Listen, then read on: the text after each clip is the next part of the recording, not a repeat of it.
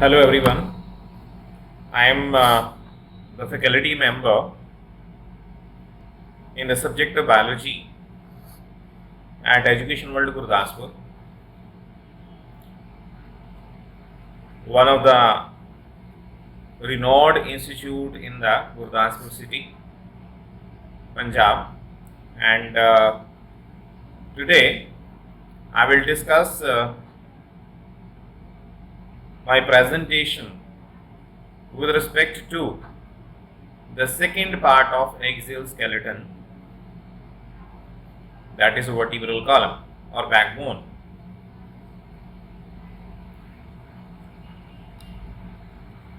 Vertebral column or the backbone, it is the second part of axial skeleton. In the last lecture I have discussed axial skeleton is comprised of parts such as skull, vertebral column or backbone, ribs and sternum, which is also known as a chest bone. And this axial skeleton is comprised of 80 bones. In the last lecture I have discussed that the skull is comprised of 29 bones. And today I will discuss with respect to vertebral column in detail.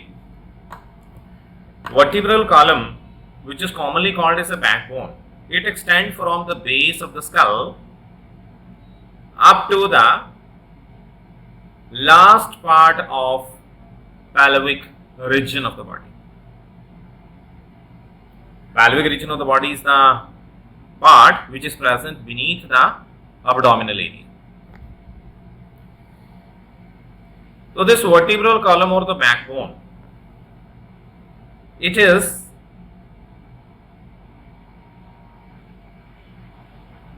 having a number of subunits which are known as vertebrae. You may see it is comprised of a number of bony structures, ring-like structures, repeating subunits, which are referred to the name of vertebrae. So these vertebrae, they are articulated with each other by means of cartilaginous joints. There are found the cartilaginous tissue pads between the vertebrae. So it acts as a sort of skeletal rod-like structure within our body, which helps to stand erect, which has to responsible for movements of the arms, legs, as well as to lift the weight of the body. So there are total 26 bones in the vertebral column and 33 vertebrae. So this statement is seemed to be somewhat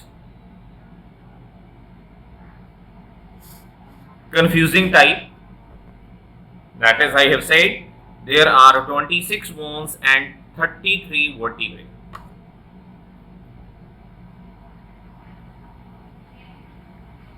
So primarily, if we see these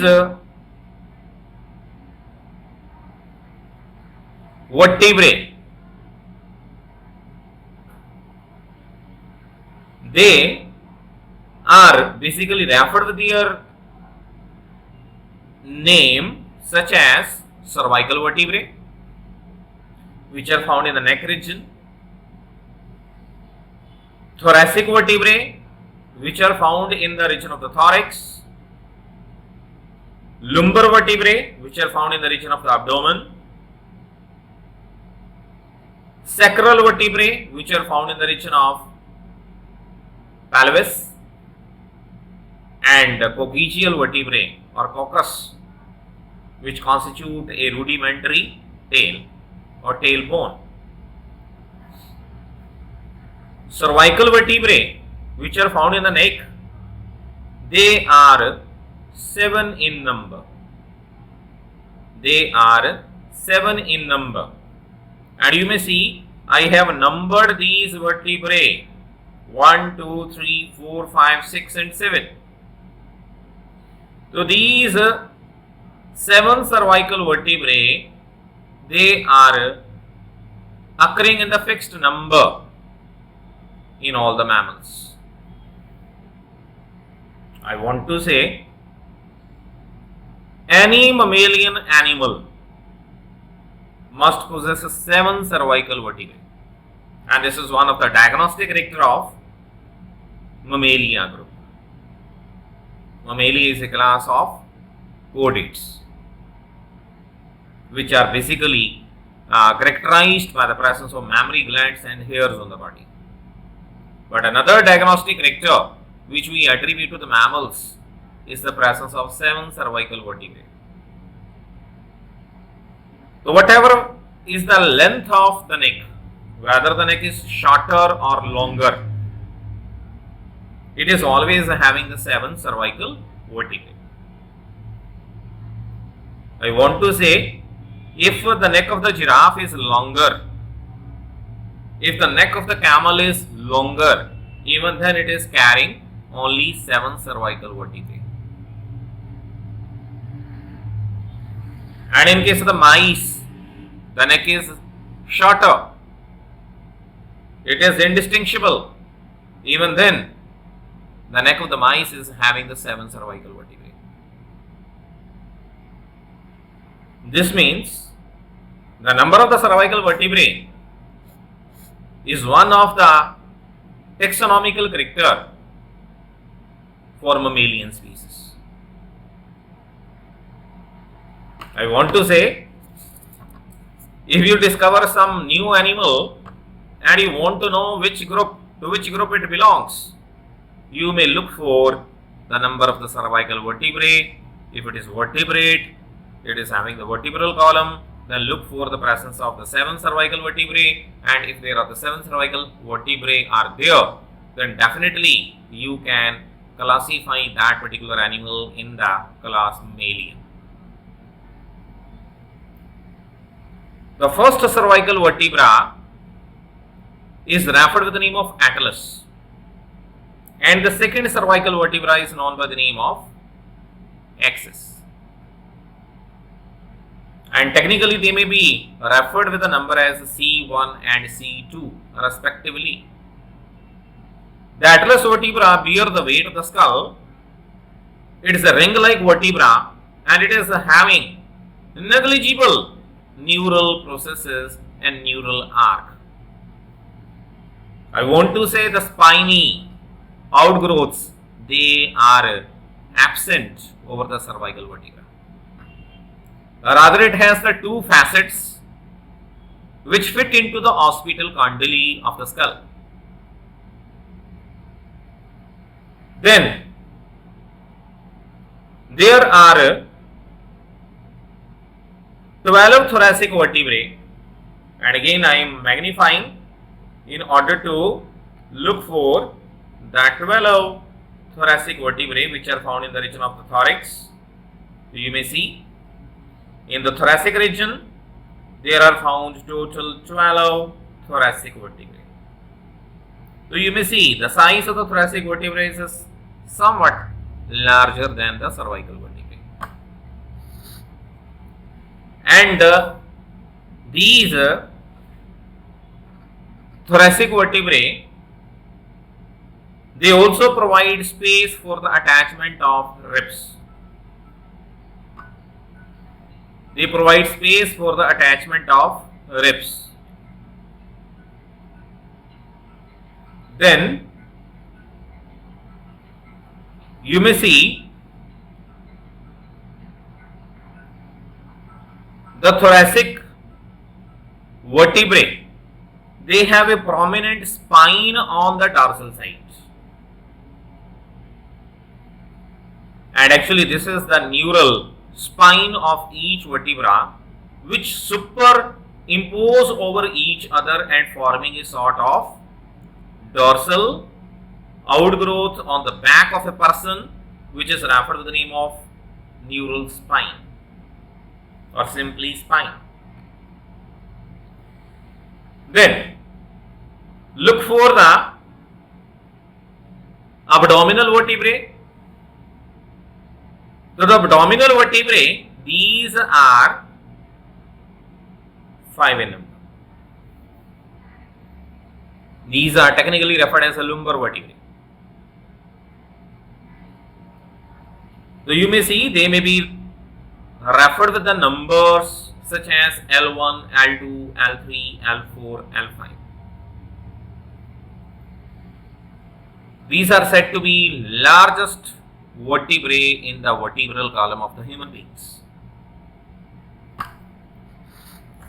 And usually they are responsible for picking more than 70% weight of the body.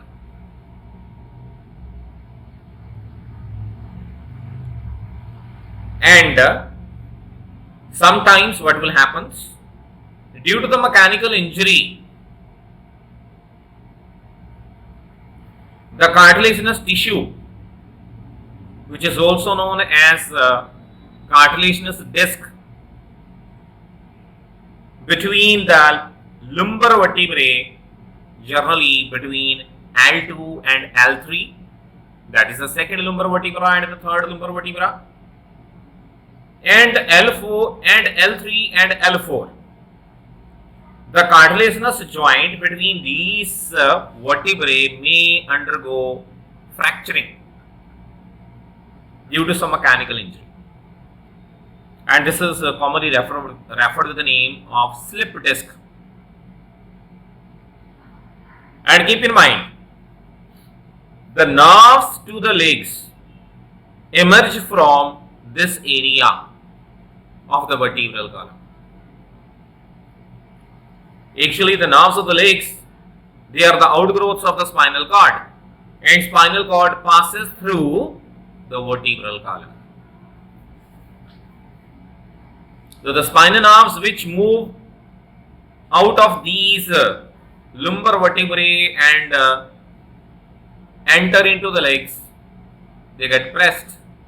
So that's why a person who is suffering from slipped disc usually complain about pain in the leg.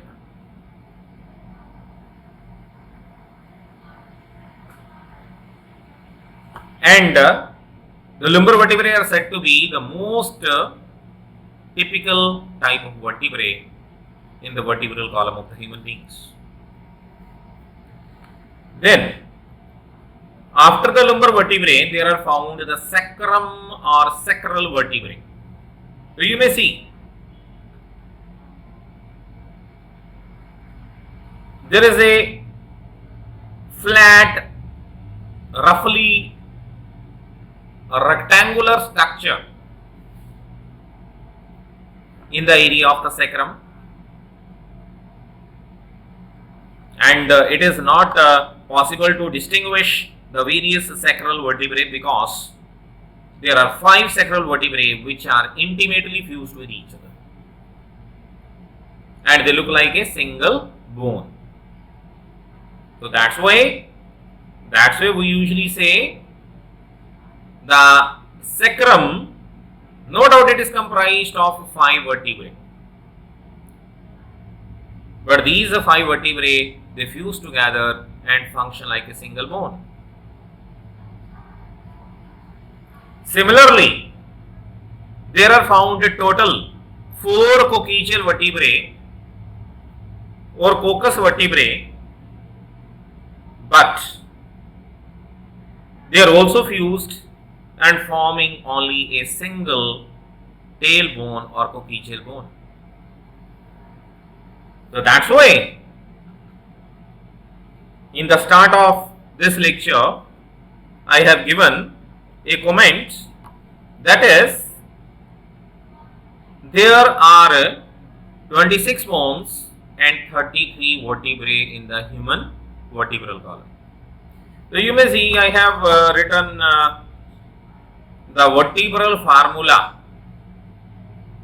So this vertebral formula is a C7. There are 7 cervical vertebrae in the neck.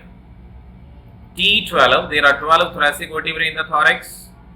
L5, there are 5 lumbar or abdominal vertebrae. S5, there are 5 sacral vertebrae. C4, there are 4 coccygeal or tail vertebrae. If we make the sum total of these one, so it comes to be 33. That is 7 plus 12 plus 5 plus 5 plus 4. That is equivalent to 33. But keep in mind, this formula is having some special symbols. You may see, I have put S5 in brackets. Likewise, the C4 in brackets. So these brackets indicates that the 5 sacral vertebrae, they are intimately fused with each other and they are forming a single bone. Likewise, there are the 4 coccygeal vertebrae, but they can behave like a single bone. So hence, if we calculate the total number of the bones in the vertebral column, it comes to be 7 plus 12 plus 5 plus 1 plus 1. So it comes to be 26. So hence, I can say there are 33 vertebrae and 26 bones in the human vertebral column. So now, if we discuss the structure of the typical vertebra of human beings. So the vertebra of the human beings is having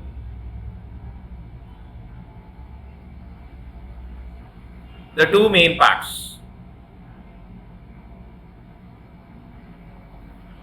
The first part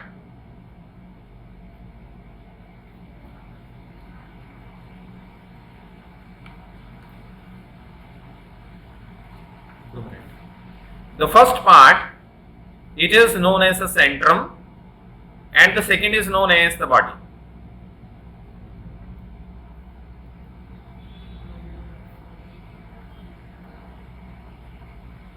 This is not actually the picture I want to display here.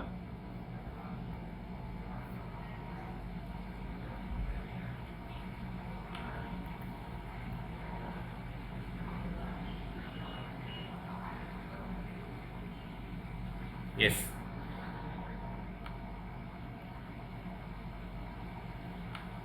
So here it is. You may see this is a typical vertebra structure. It is having 2 parts. One is called as body and second is known as neural spine. The body or the centrum part is the flat portion of the vertebra, whereas the spiny portion is having a number of processes. There you may see it is having a central neural process. Then there are found 2 pairs of superior as well as inferior articular processes, and there are also found the transverse processes. And in the center there is found a cavity which is called as a vertebral foramina. So keep in mind, when the vertebrae they are superposed over each other, their vertebral foramina get aligned in such a manner that it will form a long canal which is called as vertebral canal, and through the vertebral canal the spinal cord passes. So with this I have finished the structure of the vertebral column.